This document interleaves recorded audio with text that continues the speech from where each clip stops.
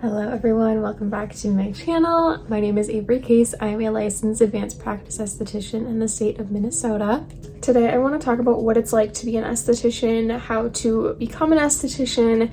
I'm going to try to briefly cover all of those topics without making the video too long, but if it is a longer video, that is why I just want to make sure I cover all of my points that I want to speak on. So the first thing is really finding why you want to become an esthetician. As with any career, you pick a career for a reason. Aesthetics is one of the biggest industries that I feel like you have a reason to do it and to pursue it.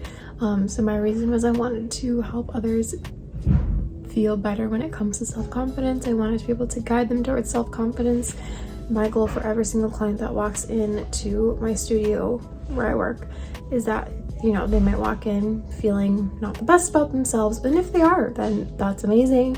But sometimes they just walk in, you know, because they want a service done, like for brow wax, for instance, and they just don't feel great about their brows, but then they walk out feeling really confident. That is my goal with every single client that I see. Every single client. First step to becoming an esthetician is finding a school in your area that you want to attend your programs at. So for me, I went to one program for my basic aesthetics, and then Minnesota actually has another license that you can add on, and they're probably going to be changing it here soon. But they're two separate licenses. One is a basic aesthetics license, which I don't like calling it basics, but that's kind of like the word that I go to. It's not nothing basic about it, but that's just like, you know, the starting point. And then if you want to build on that licensing, if you want to go deeper into the skin, then you would go again to school for your AP license, your advanced practice. So that's what I did. I went to school for my basic aesthetics. I took a break, saved up for my next program, and then about a year after my first program start date, I started my AP aesthetics program at a different school. I found that the first school did not meet my needs. It was great for, you know, learning the first part of aesthetics, but learning that deeper into the skin, that school just was not going to be where I wanted to go and attend. So I did go to a different school for that.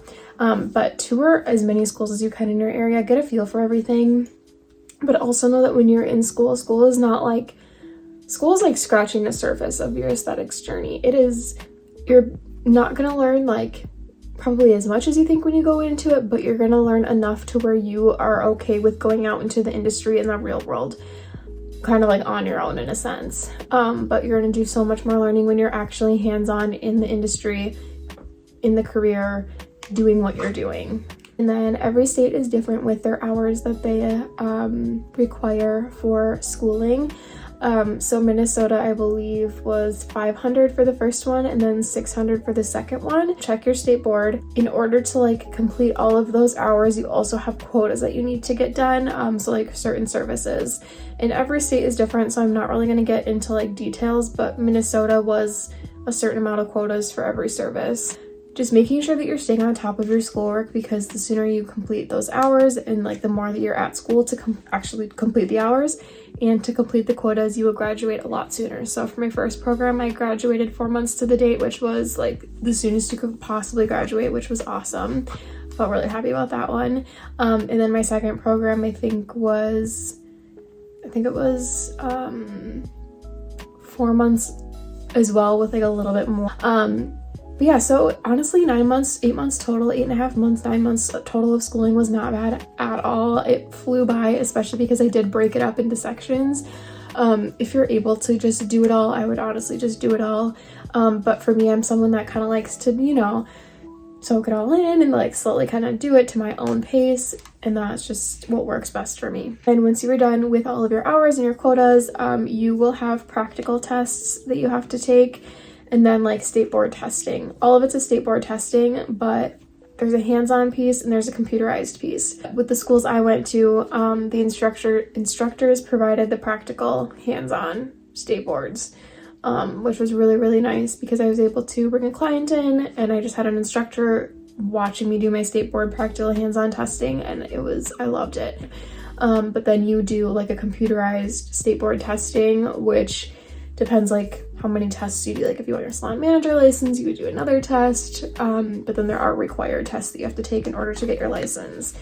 It's a whole process. going into it, I really thought that like I would just, you know, do school, take these tests and instantly get licensed. It's not, it doesn't work like that. In Minnesota, you have to complete all your testing, get all of your paperwork that like actually confirms that you passed your tests, send that in up to the Board of Cosmetology. Then they have to review it. And my second programming, I did all of my testing while I was still in school, which please do that if you were able to.